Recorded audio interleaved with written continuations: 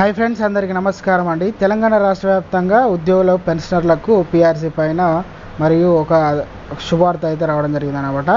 దానికి సంబంధించినటువంటి పూర్తి ఇన్ఫర్మేషన్ ఈ వీడియోలో వెళ్ళి తెలుసుకుందామండి. ముందుగా వీడియో చూస్తున్న ప్రతి ఒక్కరు కూడా వీడియోని లైక్ చేయండి, ఛానల్ని సబ్స్క్రైబ్ చేసుకొని సపోర్ట్ చేయండి, తోటి మిత్రులందరూ కూడా వీడియోని షేర్ చేయండి.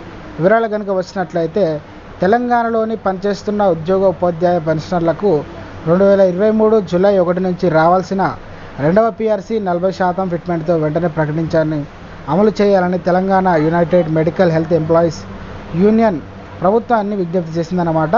సంఘం రాష్ట్ర అధ్యక్ష కార్యదర్శులు యాదా నాయక్, ఎంపీ ఫసిద్దీన్ ప్రతినిధులు వీళ్ళందరూ కూడా చర్చించారు ఈ అంశంపైన. ఉద్యోగుల కనీస వేతనం 30,400 నుంచి మనకు నిర్ణయించాలని విజ్ఞప్తి చేశారు.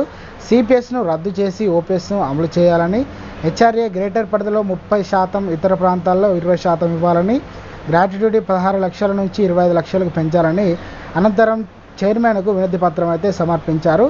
దీనిపైన త్వరలోనే మనకైతే ఒక మంచి వార్త అయితే రావడం జరుగుతుందన్నమాట. ఇది అందరికీ కూడా వెయిట్ చేయాల్సిన అవసరం అయితే ఉంది.